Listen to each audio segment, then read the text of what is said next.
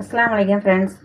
இப்போ நம்ம சேனலில் என்ன பார்க்க போகிறோன்னா மந்தி மசாலா ரெடி பண்ணுறதுக்கு எடுத்து வச்சுருக்கேன். ஒரு ஸ்பூன் மிளகு, ஒரு ஸ்பூன் சீரகம், ஒரு ஸ்பூன் சோம்பு, ஒரு ஸ்பூன் சாய் ஜீரா வச்சுருக்கேன்.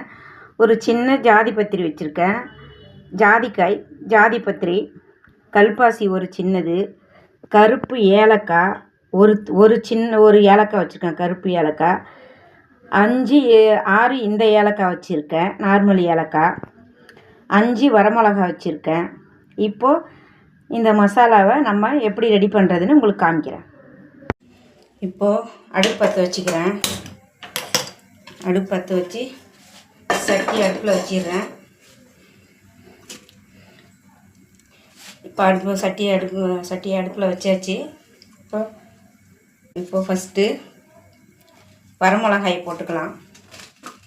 ஏன்னா அதுதான் கொஞ்சம் சீக்கிரம் வறுக்கக்கூடிய பொருள். வரமிளகாயை போட்டுக்கலாம்.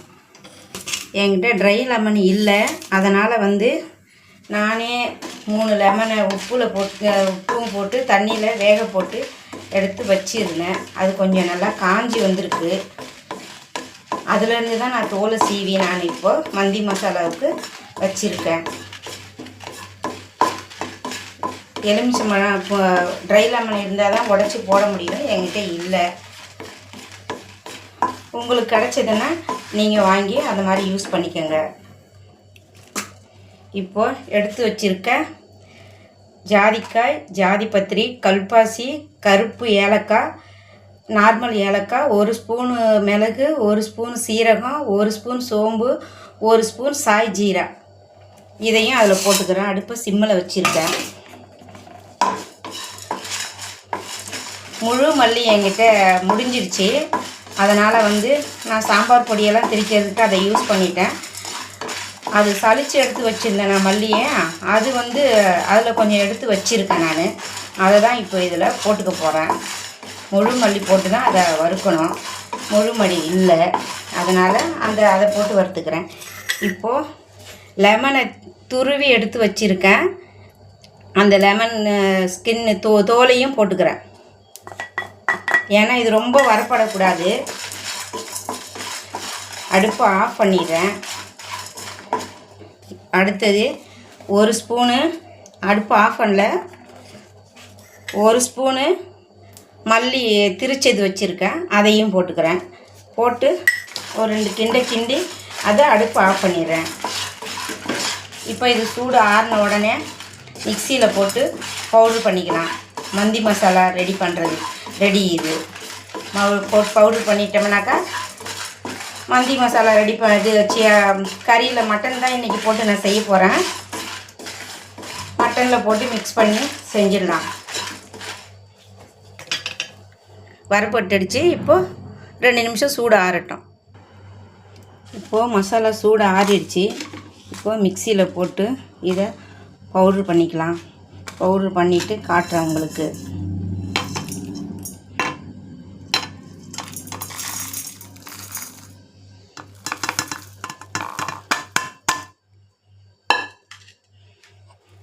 இதை பவுட்ரு மாதிரி இருக்கிறது மல்லி திரிச்சு வச்சுருந்தேன் தனியாக சாம்பார் பொடிக்கு கொஞ்சம் கொருன்னு, அதை தான் போட்டு வறுத்துருக்கேன். உங்களுக்கு நான் அதை பவுட்ரு பண்ணிவிட்டு நான் உங்களுக்கு திரும்ப காட்டுறேன். அஸ்ஸலாமு அலைக்கும் ஃப்ரெண்ட்ஸ். இப்போ பாருங்கள், நான் மட்டன் ஆல்ரெடி வேக வச்சுருக்கேன். ஏன்னா இது நிறையா விசில் போடணும் பார்த்தீங்களா, அதனால் நான் வேக வச்சுருக்கேன். இப்போது இந்த மந்தி மசாலா அரைச்சோம்ல, அந்த மந்தி மசாலாவை அதில் நான் போட்டு மிக்ஸ் பண்ணுறேன். இப்போ மட்டன் வேக வச்சதை எடுத்து வச்சுருக்கேன். சூடு ஆற வைக்கிறதுக்கு வச்சுருக்கேன். சூடு ஆறிடுச்சு. இதில் 1/2 ஸ்பூன் சோம்புத்தூள், 1/2 ஸ்பூன் சீரகத்தூள், 1/2 ஸ்பூன் மல்லித்தூள், ஒரு 1/2 ஸ்பூனுக்கு காஷ்மீரி மிளகாத்தூள், இதை போட்டுக்குவோம். அடுத்தது மந்தி மசாலா ரெடி பண்ண பார்த்தீங்களா, அதை 1 ஸ்பூன் போட்டுக்கிறேன். இன்னும் 1 ஸ்பூனும் போட்டுக்கிறேன். 2 ஸ்பூன் போட்டாச்சு. என்ன மணமாக இருக்குது பாருங்கள், மாஷா அல்லாஹ். 1 ஸ்பூனு உப்பு எடுத்து வச்சுருக்கேன், அதையும் போட்டுக்கிறேன். ஒரு ஸ்பூனுக்கு இஞ்சி பூண்டு பேஸ்ட்டு போட்டுக்கிறேன். மேக்னேட் பண்ணி வைக்கணும், அதுக்காக ஒரு ஸ்பூனுக்கு இஞ்சி பூண்டு பேஸ்ட்டு, இன்னும் ஒரு அரை ஸ்பூனுக்கு இஞ்சி பூண்டு பேஸ்ட்டு. இப்போது தயிர் கொஞ்சம் ஊற்றிக்கலாம்.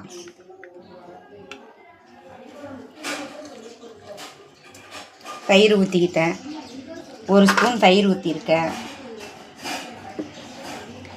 இப்போ எல்லாத்தையும் போட்டு மிக்ஸ் பண்ணணும்.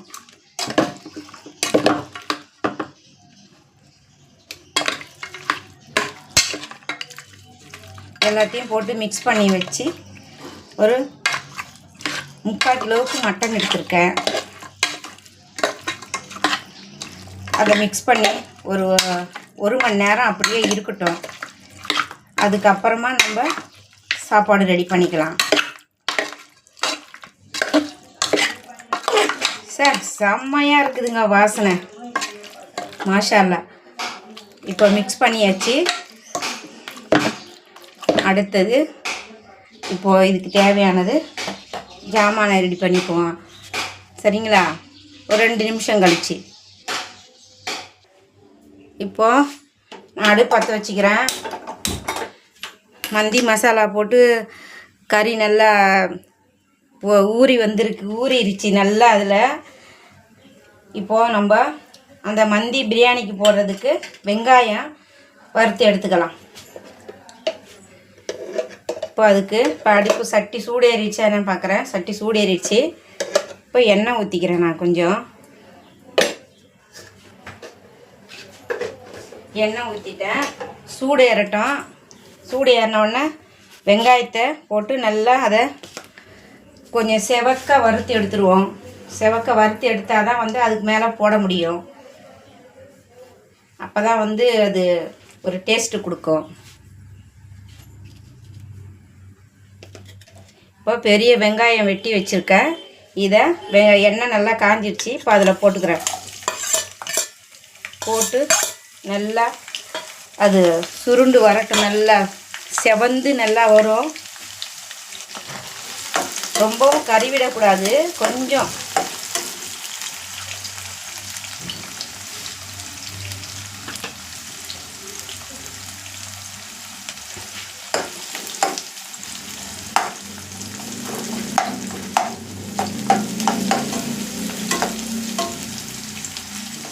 நல்லா செவந்து வருது பார்த்தீங்களா?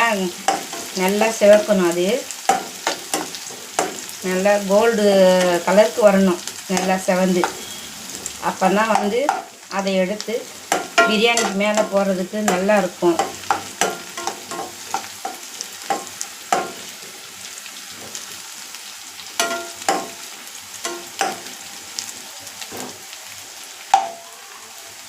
ஒரு 2 நிமிஷம் அப்படியே வேகட்டும்.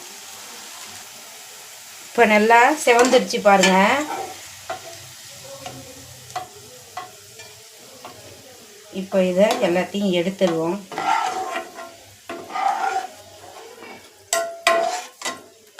நல்லா இது செவந்து வந்துடுச்சு.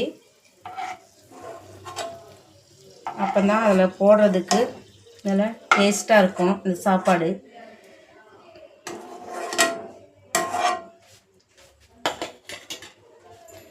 இப்போது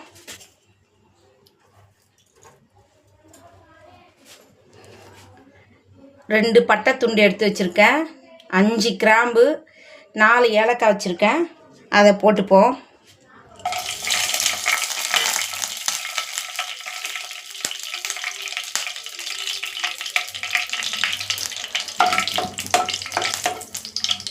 இப்போது ஒரு பெரிய வெங்காயம் எடுத்து வச்சுருக்கேன் வெட்டி, அதையும் போட்டுக்கிறேன்.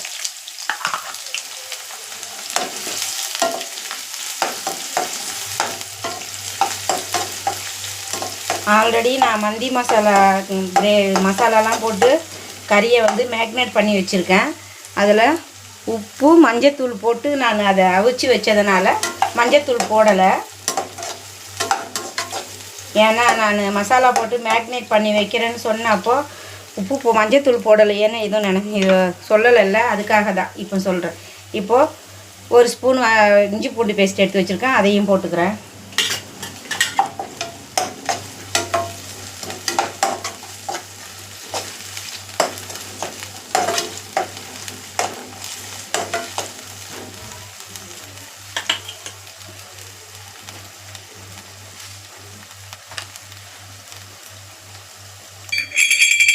இப்போது இஞ்சி பூண்டு நல்லா வதங்கி வந்துருச்சு. இப்போது அடுப்பை சிம்மில் வச்சுட்டு மந்தி மசாலா ரெடி பண்ணல, அது அதில் ஒரு 2 ஸ்பூன் போட்டிருக்கேன். இப்போ இதுக்கு 1 ஸ்பூன் போட்டுக்கிறேன்.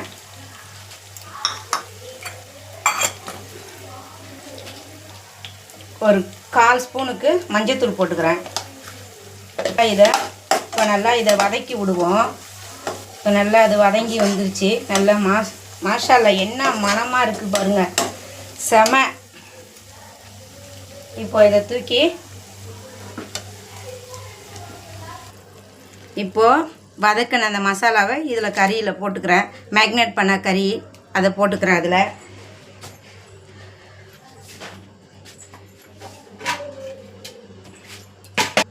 ரெண்டு ட்ரை லெமன் போட்டுக்கிறேன். இந்த டம்ளரில் தான் நான் அரிசி எடுத்திருக்கேன். இதால் 4 டம்ளர் அரிசி எடுத்திருக்கேன். 1க்கு 1.5. இங்கே பாருங்கள், அந்த கிளாஸை தான் அளந்துனேன். 1.5 சொம்பு வந்துச்சு.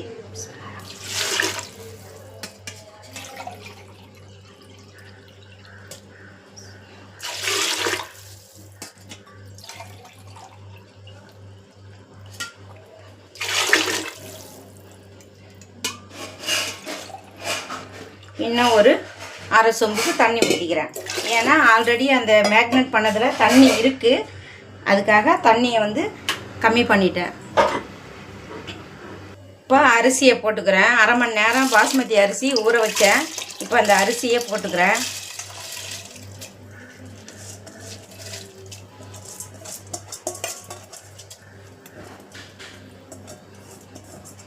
ஏன்னா கறியிலையும் உப்பு போட்டிருக்கோம், மேக்னேட் பண்ணும்போதும் கொஞ்சம் உப்பு போட்டிருக்கேன். அதனால் நீங்கள் உங்களுக்கு தேவையான அளவு உப்பு உரப்பெல்லாம் இப்போ பார்த்துட்டோம்னாக்கா இனி உரப்பு போட முடியாது. இப்போது புதினா போட்டுக்கிறேன். ஒரு கைப்பிடி புதினா போட்டுக்கிறேன். ஏன்னா இதுக்கப்புறம் வந்து உப்பு இப்போ பார்த்துட்டு போட்டுற வேண்டியதுதான். உரப்பெல்லாம் எதுவும் கிடையாது, மந்தி மசாலா தான் அதுக்கு.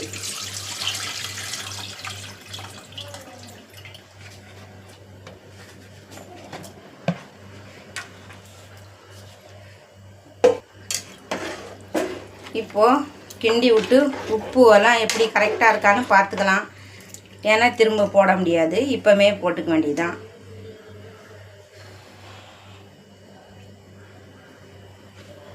எங்களுக்கு உப்பு போதாது, உப்பு கம்மியாக இருக்குது. உப்பு நான் போட்டுக்கிறேன். ஒரு 1/2 ஸ்பூனுக்கு உப்பு போட்டுக்கிறேன். இன்னும் கொஞ்சம் உப்பு போட்டுக்கிறேன், ஏன்னா சுத்தமாக உப்பு இல்லை. இப்போது எல்லாம் முடிஞ்சுது. போட்டு ஒரு 2 விசில், ஒரு விசில் வந்து 2வது விசிலுக்கெல்லாம் தம்மு போட்டோம்னாக்கா சாப்பாடு நல்லா டேஸ்ட்டாக வேற உதிரியாக வந்திருக்கும். இப்போ மூடி போட்டுறேன். ஒரு 5 நிமிஷம் கழித்து சாப்பாடை பார்ப்போம். இப்போ அடுப்பு பற்ற வச்சுக்கிறேன். நான் மந்தி அந்த மட்டனை வந்து நம்ம பொரிக்கணும்.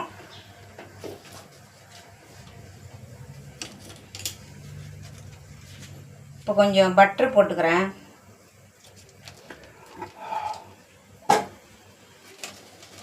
பட்டர் போட்டு கொஞ்சம் அந்த திராட்சையை பொரிச்சு எடுத்துக்கிறேன் திராட்சையை.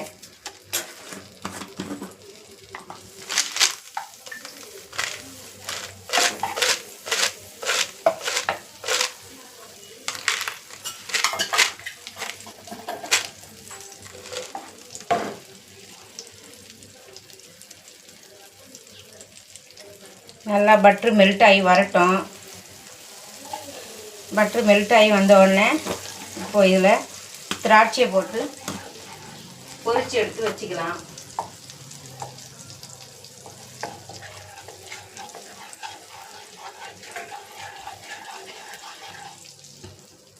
இப்போ கிஸ்மிஸ் பழத்தை போட்டேன்.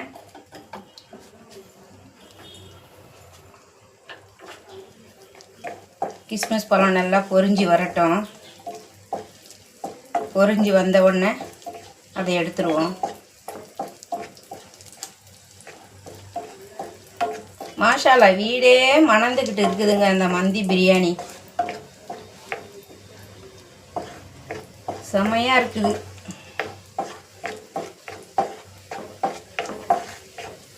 நீங்களும் இதை ட்ரை பண்ணி பாருங்கள். இந்த மந்தி மசாலா ரெடி பண்ணுறது எப்படின்ட்டு நீங்கள் வீடியோவில் காமிச்சிருக்கேன், பார்த்துக்கங்க. நல்லா குண்டு குண்டாக நல்லா பொரிஞ்சு வந்துருச்சு.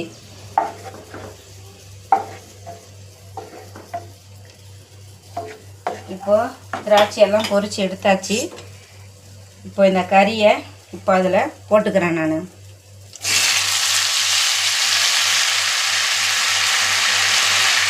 அடுப்பை சிம்மில் தான் வச்சுருக்கேன். அது நல்லா சுருண்டு பொரிஞ்சு வரட்டும். ஒரு 2 நிமிஷம் ஆகட்டும், 2 நிமிஷம் இருக்கட்டும். அது அப்படியே அடுப்புலையே நல்லா சுருண்டு பொரிஞ்சு வரும். அந்த உடனே பார்த்துக்கலாம். பாருங்கள், நல்லா அந்த மட்டன் நல்லா சுருண்டு வந்திருக்குது. இப்போது பிரியாணி ரெடியானோடனே, மந்தி பிரியாணி ரெடியானோடனே அதில் வச்சு உங்களுக்கு காட்டுறேன், சரிங்களா? ஒரு 2 நிமிஷம் கழித்து இப்போ அடுப்பை ஆஃப் பண்ணிடுறேன். இப்போ பாருங்கள் ஃப்ரெண்ட்ஸ், இப்போ ப்ரெஷர் போயிடுச்சு. ப்ரெஷரை தூக்கி விட்டுட்டேன். இப்போ சாப்பாடு ரெடி ஆகிடுச்சு. மாஷால்லா, என்ன ஒரு மணமாக இருக்குது பாருங்கள்.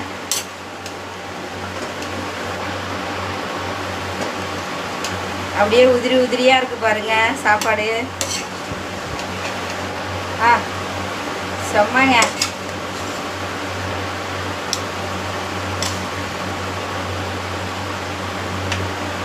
நீங்களும் இந்த சாப்பாடை எப்படி இருக்குதுன்னு ட்ரை பண்ணி பாருங்கள், சரியா?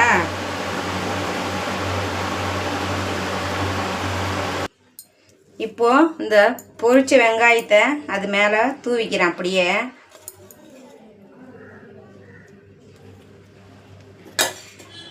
இந்த திராட்சையும், பொரிச்ச திராட்சை அப்படியே அது மேலே தூவி வச்சுக்கிறேன். அடுத்தது இந்த கறியை இப்போ வரட்டி வச்சுருக்கோம் பார்த்தீங்களா, பொரிச்சு. இந்த பொரிச்சு வச்சுருக்கிற கறியை இப்போ அதுக்கு மேலே வச்சிடுறேன்.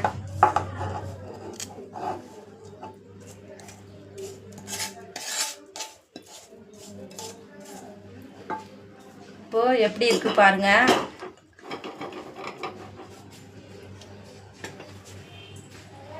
இப்போ அதை வச்சாச்சு.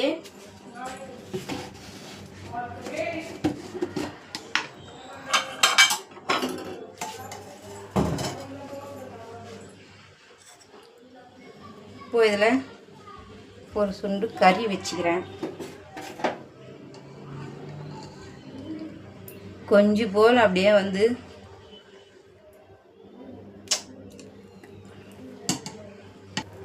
இப்போது மூடி போட்டு இப்போ அதை மூடிடலாம். ஒரு 5 நிமிஷம் இருக்கட்டும். அதை மூடி போட்டு மூடினோடனே கொஞ்சம் நல்லா வாசம் வரும். அப்புறம் தக்க பார்க்கலாம் சாப்பாடு. இறக்கி அந்த விசில் போகிற பார்ப்போம். விசில் எல்லாம் இல்லை. மாஷாலா, என்ன கம கமன்னு வாசம் வருது பாருங்கள். செம்மையாக இருக்குதுங்க அந்த இந்த சாப்பாடை நீங்களும் ட்ரை பண்ணி பாருங்கள். எப்படி இருக்குதுன்னு பார்த்து சொல்லுங்கள், கமெண்டில் சொல்லுங்கள். இங்கே பாருங்கள், உதிரி உதிரியாக சாப்பாடு ஆவி பறக்குது. இதை இப்போ சாப்பிட்டு பார்த்து எப்படி இருக்குன்னு சொல்கிறேன் டேஸ்ட்டு. இந்த டிஷ்ஷு பிடிச்சிருந்துச்சுன்னா சப்ஸ்கிரைப் பண்ணுங்கள், லைக் பண்ணுங்கள், ஷேர் பண்ணுங்கள், கமெண்ட் பண்ணுங்கள், பெல் ஐக்கானை கிளிக் பண்ணிவிடுங்க.